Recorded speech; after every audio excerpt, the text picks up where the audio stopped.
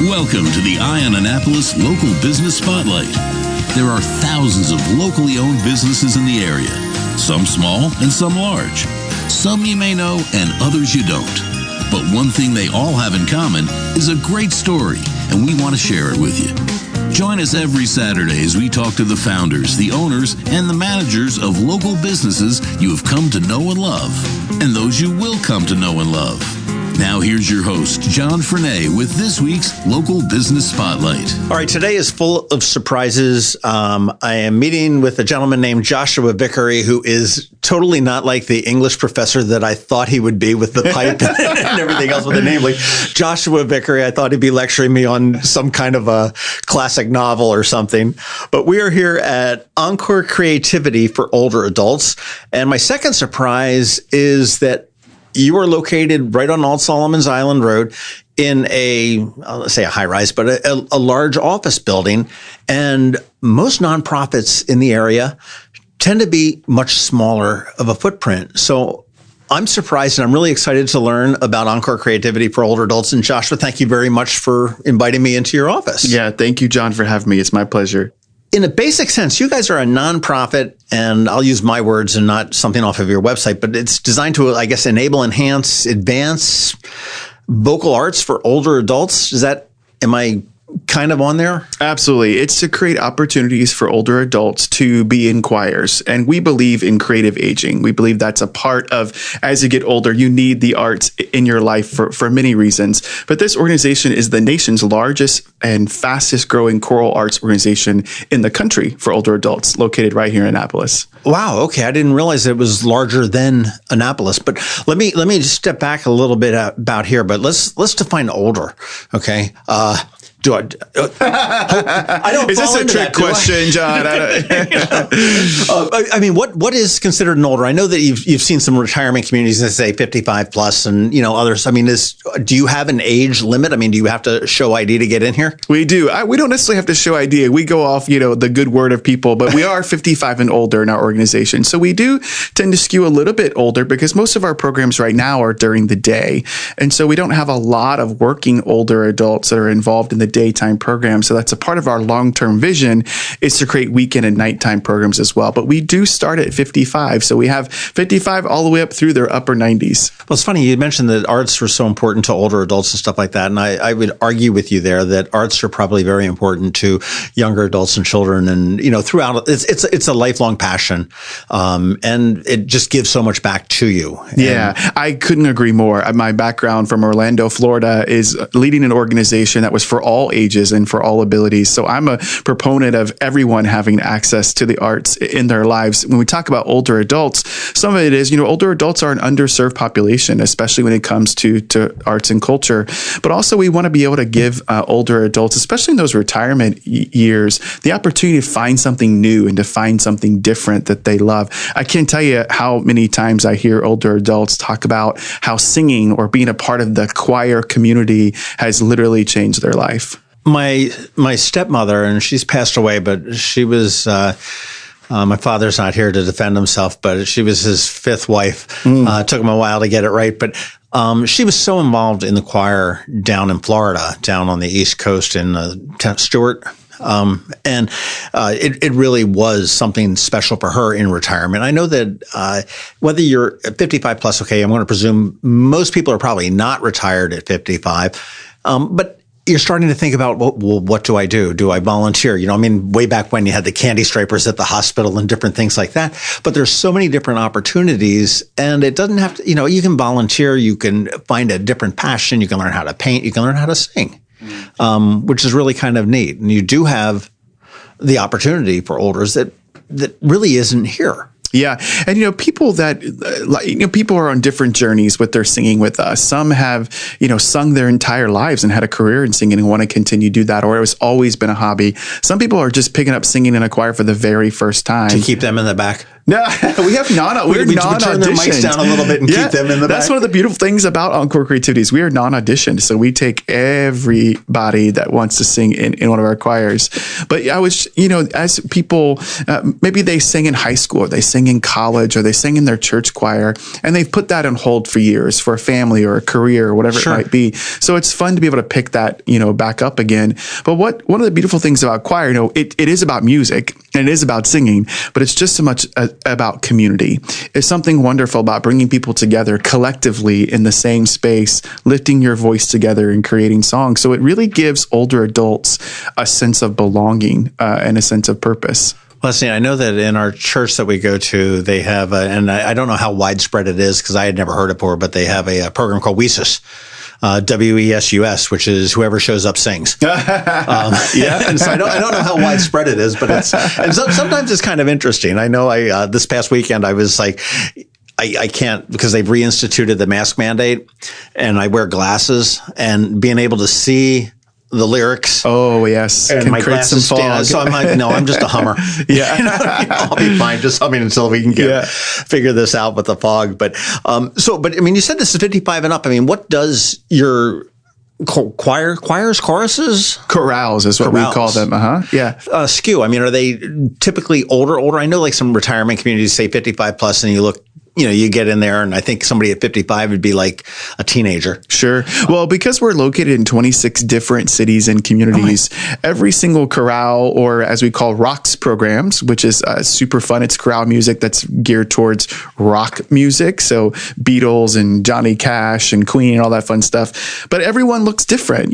Some depending on if the location is maybe centered at a retirement community, or if they're in a senior center or a church, you might see more younger, older adults coming to those programs. So it's hard to say how it skews because each community and city really does look different. Well, let's talk about the different cities that you have. I mean, again, my mind is a little bit blown here in that it's, we thought this was just an Anne Arundel County, Annapolis area type of a nonprofit. I know that you guys have performed at Maryland Hall and a couple of different venues, but I mean, where all are you? Yeah, so we're mostly in the Mid-Atlantic region. We have choirs in the Virginia, Maryland, and DC area. We also have a choir in New York City. We have a choir out in Santa Clarita, California. And we're looking at several wonderful places like Wilmington, North Carolina, Pompano Beach to create more chorales. We just are launching this season one in Wilmington, Delaware. So we're in 5 different states currently. Oh, wow.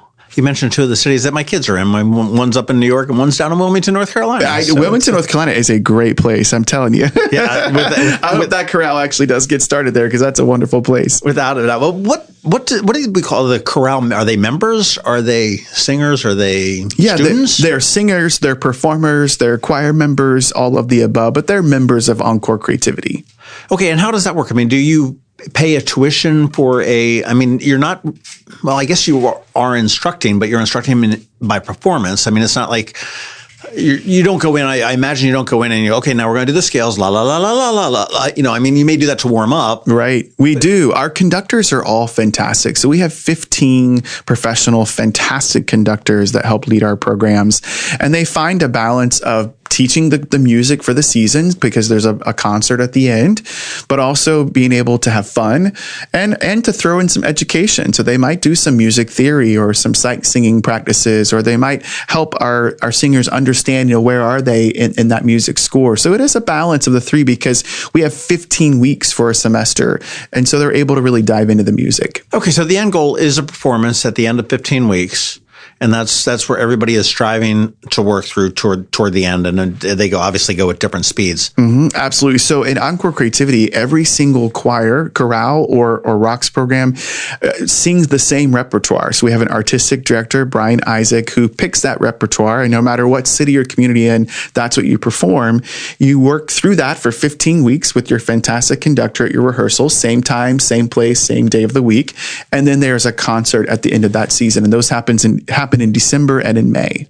Now, I remember in high school, I did some plays and stuff like that, and the after parties were always killer. Does that still translate here to the older? Yes, I tell you. Well, pre-COVID, I heard there was some pretty killer parties after the choir concerts, but now, we try to dissuade that. How large are your different chorales, or does that vary again depending on the city and the interest? I would imagine it does. Yeah, it does vary, but they can range anywhere from 30 or 40 up to past 100. So pre-COVID, we had almost 1,500 singers performing in our different chorale programs. That's wild. Yeah, it's really incredible. I think it's Annapolis' best kept secret.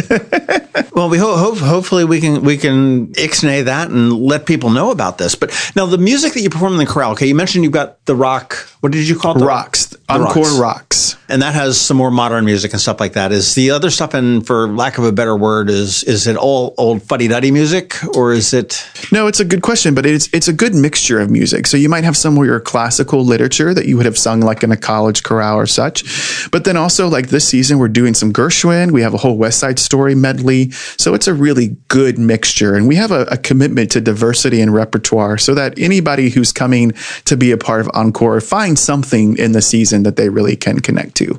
Neat. Interesting. Well, how did you, you mentioned you were from Orlando, and we're here recording this right now, and it's not supposed to get above 20 today. So, you apparently had like a glutton for punishment and came up here. And how did you end up here from Florida? Yeah, so my journey began in church music. I was a church music director, and then I worked for Walt Disney Entertainment in Orlando. And then I started a nonprofit called Central Florida Community Arts. And that was an organization, multidisciplinary for all ages and abilities. I had thousands of people performing on our stages across Central Florida. And I really have a passion for creative aging. I have a passion for older adults connecting to the power of arts and what that does for them mentally, physically, socially, all of that. And so when I got the call and was asked to come and lead Encore Creativity, I felt like it was the right time for my next adventure. So I said yes. It was a calling? It was a calling, yeah. You should have called someplace warmer. Well, I tell you, I do love Florida, but I love the cold weather too. It's funny, when I first arrived here in October, it was beautiful fall weather. Right. And so as I was meeting the different chorales and talking to them, I was like, I'm so excited to have this fall weather. And they would say, yes, but wait, because winter is coming. Yeah, well, you've got to experience it, I guess, a couple of weeks ago when it was like 65 degrees one day, and then it was like, 8 inches of snow the next day. Yes. It was Maryland weather, they say, is just absolutely a little bit crazy there. Do you guys focus on any other creativity outlets? Art is a very broad category.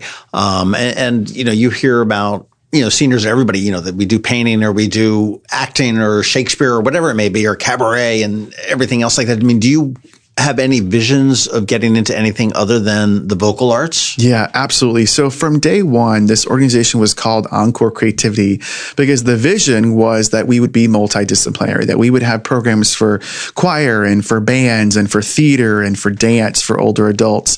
Our founder, Gene Kelly, is a choral conductor. And so for the last 14 years, that's really what the organization has focused on, was building those choral programs.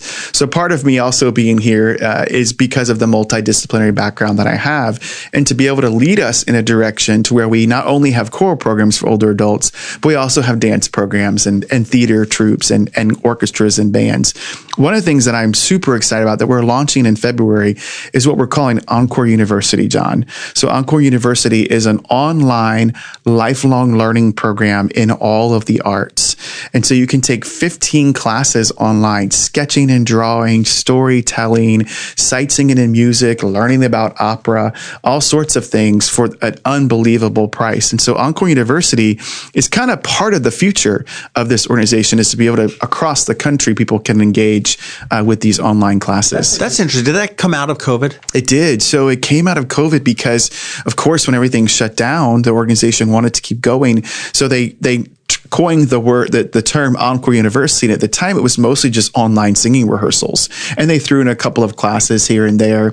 And so when I came, and Brian Isaac, our new artistic director, we took that Encore University and made it its own educational platform where older adults can really dabble in all sorts of arts. This is our first semester, and we even have a ballet class that you can take online. It's so neat to hear, we hear all the bad news about COVID and, how horrible it is and the whole 9 nine yards. But I was talking with Jose Luis Novo from the Annapolis Symphony as well as Ega Herrera, and it's very similar to you. They were shut down and they went to their Symphony Plus, I believe it's called. And now this little symphony in Annapolis is exposed to a worldwide audience. Instead of performing in front of an audience of 600 or 800 at Maryland Hall, you have the ability. I mean, obviously sitting in your living room with a box of bonbons and beer is not the same as sitting in a theater, but you've got the ability to expose the quality and the professionalism of the arts here in our little town of Annapolis to a worldwide audience, which is really kind of a neat thing that COVID has forced us to learn how to do. Yeah, I mean, I think every business has had to learn how to adapt. And if I have to say the word pivot one more time. Oh, I know. I'm with you. Just get the gun out. Yeah, right. But it has caused us to pivot in a lot of ways to be more flexible and to be more nimble in the way that we bring programming to people. When you talk about accessibility, which is a part of the core values of who we are, there were still some things that were in the way, right? Like transportation barriers, getting to an actual program.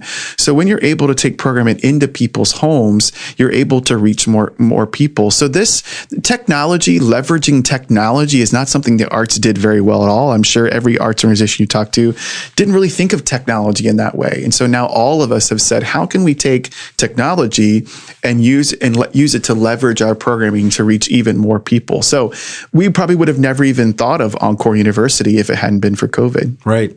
Well, you do 3 performances a year. Is that what it works out to? You said 15 weeks, so I mean about 45, and you have to sleep at some point. Yeah. So we have a fall semester that culminates with a concert season in December, and then we have a spring semester that culminates with a performance in May. But we also have summer programming. So we have camps. We have summer camps for older adults. We usually take some type of travel tour over the summer as well. They've traveled Europe and Canada and all sorts of fun, Cuba, all sorts of fun things. We were supposed to be doing a Southern California tour, but it just didn't work out with all of what's happening. Right. So there's a lot of fun summer stuff too. And at each one of those camps, there's performances at the end. So there's a lot of ways to engage with Encore throughout the entirety of the whole year. So, I mean, if you wanted to get a taste of it, I mean, to me, it would seem like I might, even though you've never heard me sing and nobody probably wants to, and that humming at church is probably a very good thing.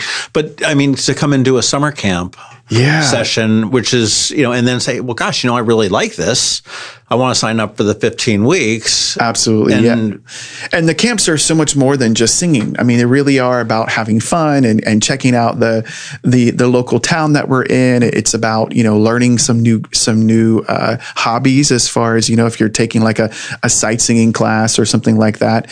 But this summer, we'll be doing a camp in Chautauqua up in New York, and we'll also be doing 2 camps at Washington College in Chestertown. Oh, neat. So something a little closer here to Annapolis, and then something that would be fun to get away to. Well, I'll tell you, we do have a lot of great professional and amateur groups in the area. I mean, I'll highlight the Annapolis Symphony. I mean, they've done their what is their academy for the young kids, where they're going into schools and they're bringing them out from little ankle biters, right, all the way up. And we do have the Londontown Symphony. Do you guys work with any of these organizations, or are you primarily just a chorale to go up and perform? I mean, would you have a symphony accompany you? Yeah, it's a great question. Currently, we don't, but we would love to. Part of the vision that I foresee us having is it does entail a lot of partnerships and collaborations.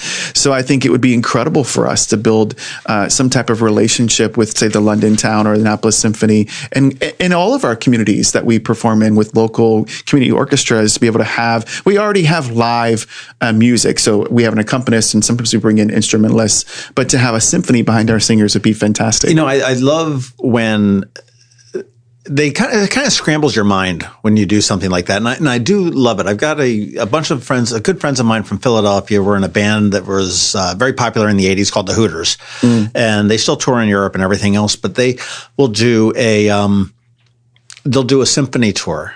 And they'll play with some of these symphonies in, all across Europe. And they play this rock, and it's very similar to your Encore Rocks, but they'll play this rock music, and it'll start out with the symphony and the violins and the oboes and the cellos and the whole nine yards. And then all of a sudden you bring in this electric guitar and then these loud vocals. And before you know it, you're into this thing. And then it comes back down. And at the end, you're like, wow, that just totally scrambled my mind. And it was amazing. Yeah, I love that. I love thinking about how, what it would look like for our older adults to be able to perform with a full symphony and how exciting that would be. We actually, the last few years, have performed at the Kennedy Center in a mass choir performance. Unfortunately, we weren't able to do it this past Christmas, but coming up on May 14th, we'll be doing one at Strathmore Hall in D.C. That's a great place. It's a beautiful place. And so having 300, 400, 500 singers on stage from all different communities coming together, boy, that would be fabulous to have a full symphony orchestra to partner with in that. So maybe that's in our future. So we've got the Encore Chorale, Encore Rocks. We've got the summer programs that you guys have, which may be little camps and everything else. Is there anything else that you guys are digging your claws into? Yeah, so we talked about this earlier, but Encore University, so you can check that on our website. Right, I forgot about that one. The educational platform, which is really incredible to kind of dabble in all the arts. And then we have a beautiful program called Sentimental Journey Singers. And that is for people who might be experiencing early stages of dementia or cognitive impairment and giving them a wonderful choral experience. The last part of the brain that goes, John, is the part that recognizes and understands music. So music is so powerful to brain health.